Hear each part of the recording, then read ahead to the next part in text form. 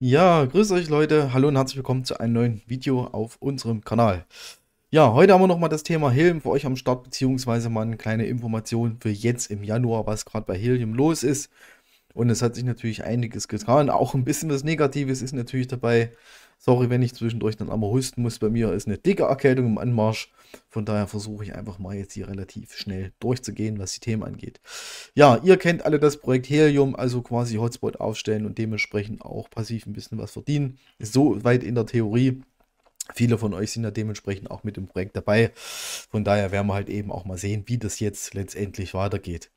Ja, ich fange ganz einfach mal mit dem ersten Thema an, was ich für euch am Start habe. Ich weiß nicht, der ein oder andere von euch hat es vielleicht schon gelesen, gehört, gesehen oder irgendwas. Aber es ist halt eben so, dass die SEC quasi Nova Labs wegen Betrugs angeklagt hat. Das bedeutet, die SEC ist quasi so die BaFin in Amerika, um es mal relativ einfach auszudrücken oder salopp auszudrücken. Und zwar gibt es hier Betrugsvorwürfe gegenüber Nova Labs. Also Nova Labs ist quasi der Schirm, der quasi über Helium steht. Also Helium ist sozusagen ein Produkt von Nova Labs, wenn man es mal so ausdrücken mag. Und hier seht ihr nochmal, dass quasi die SEC hat Nova Labs wegen Betrugs angeklagt und behauptet, dass die Investoren über Unternehmenspartnerschaft in die Irre geführt haben und dass halt eben auch nicht registrierte Angebote von Kryptoassets durchgeführt habe, was gegen das Bundeswertpapiergesetz verstößt. Auf gut Deutsch gesagt, und hier im Text steht es auch nochmal drinne, also dass halt eben da Nova Labs vorgeworfen wird, dass die Token, die rausgegeben werden, was ja eigentlich meiner Meinung nach Utility-Token sind, Wertpapiere wären, das verstößt natürlich gegen das Gesetz, auch von Securities und Exchange Commission, SEC, so heißt das Unternehmen sozusagen.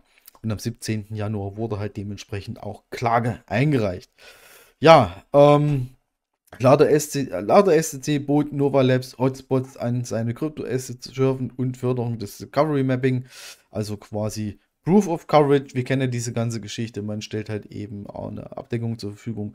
Und hier steht auch mal drin, dass es Nutzen ermöglicht, private Daten gegen digitale Token einzutauschen.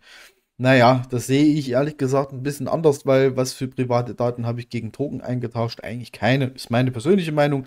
Wenn ihr das natürlich anders seht, könnt ihr das natürlich auch hier als Kommentar sozusagen hinterlassen. Ja, diese Angebote seien angeblich Wertpapiere, so dass der Regulator, wobei festgestellt wurde, dass Nova Labs diese nicht wie gesetzlich vorgeschrieben registriert hat. Das heißt, SEC sagte ganz klar, Mensch, ihr habt einen Token ausgegeben. Der Token ist quasi ein Wertpapier, das ihr angeben müsst. Ist in Deutschland genau das gleiche. Sobald ihr selber ein Wertpapier erstellt, müsst ihr das über die BaFin sozusagen genehmigen lassen. Ja, und so halt eben gerade in Amerika. Und ja, ihr wisst, wie es ist. SEC, das letzte Ding war ja gegen Ripple bzw. XRP, was groß durch die Presse gegangen ist. Naja, man kann davon halten, was man will.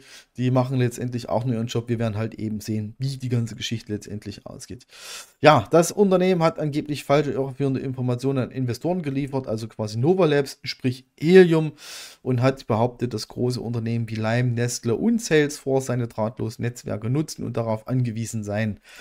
Soweit wie ich mich daran erinnern kann, ich meine, ich bin ja jetzt schon einige Zeit im Helium-Bereich unterwegs, auch privat schon zur goldenen Helium-Zeit quasi gestartet.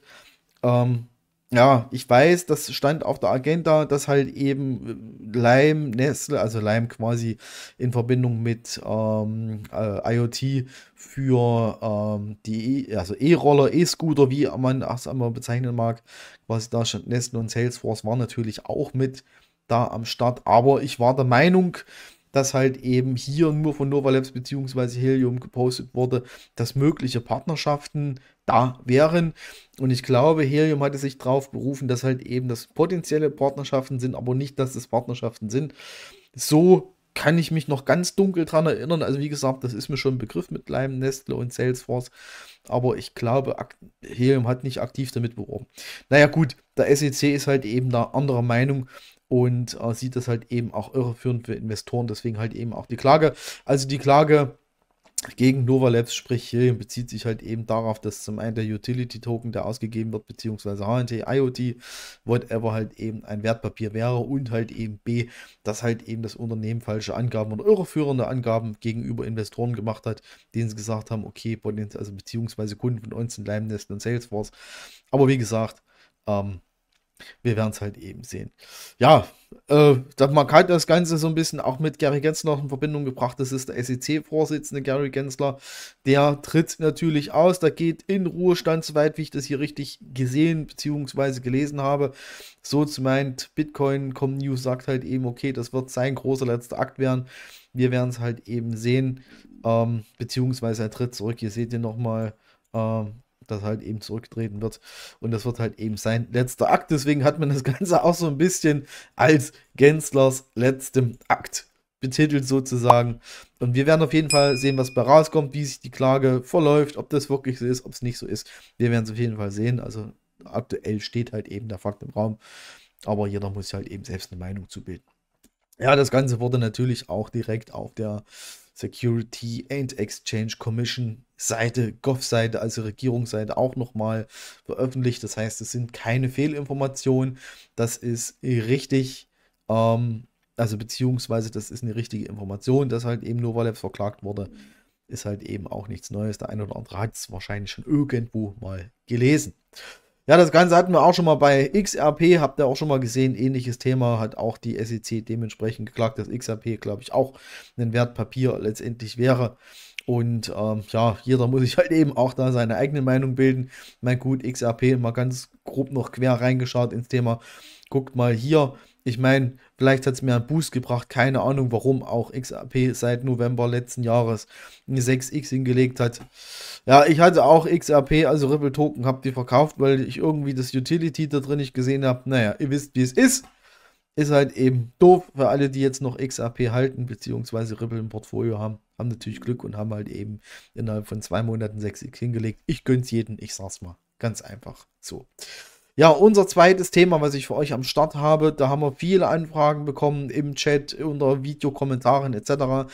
Ich hatte ja mal erwähnt, dass halt eben im Januar quasi der HNT zurückkommt. Das heißt, mit HIP 138 hat man sich dazu entschlossen, anstatt den IoT-Token, den HNT-Token auszugeben. Unsere Information, also die erste Information, die wir dazu hatten, war halt dementsprechend ab Mitte Januar 2025. Ihr seht hier auch nochmal, IoT ab Januar 2025 werden für IoT-Hotspots keine IoT-Punkte mehr, sondern HNT-Punkte vergeben. Ja, heute ist der, was haben wir jetzt hier? Heute ist der 23.01. Es ist immer noch nicht so weit, ihr bekommt immer noch IoT-Token. Die letzte Information, die wir sozusagen dafür haben, ist, dass halt eben der IoT-Token noch ausgegeben wird. Vermutlich noch bis Ende Januar diesen Jahres, also Ende Januar 2025. Es soll Ende Januar erst losgehen mit dem HNT-Token. Ich vermute mal, also reine Mutmaßung jetzt, dass halt auch dementsprechend das sich erst auf Februar verlagern wird. Von daher keine Panik an dieser Stelle, was das angeht.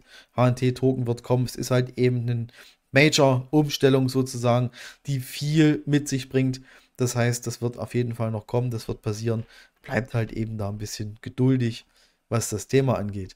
Ja, Fragen, Anregungen, Feedback. Wir haben eine CryptoStars Telegram-Gruppe, wo ihr auch beitreten könnt. Natürlich kostenlos.